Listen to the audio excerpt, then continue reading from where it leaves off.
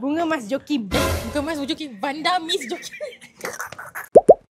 You rasa kita rakyat Singapura ni tahu tak Singapura? Apa kata kita test orang muda kita sambil suruh orang balance a ball with a racket?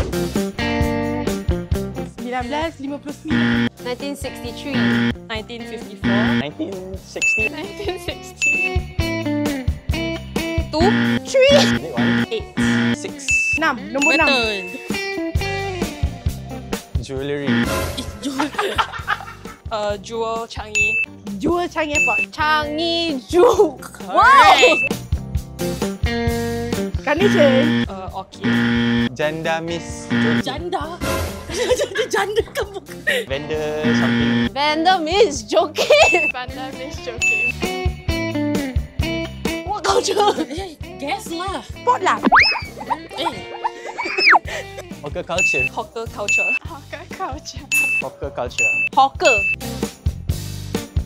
Whenever they say kiasu, they think of Singapore. Hawker kan tak berapa cantik, tapi orang-orang Singapura mengutamakan culture diorang melebihkan kesedapan berbanding kecantikan. Our identity is who we embrace ourselves to be. I think it's the semangat Singapore that makes us Singaporean. Tak sangka pula orang muda kita tahu tentang fakta-fakta berkaitan dengan Singapura. Maklumlah, Singapura kan negara yang kecil tapi it has made itself known globally melalui pelbagai cara termasuk landmark kita. Lepas ni apa pula? Follow, like dan share kalau nak tengok more of kekecohan SAP.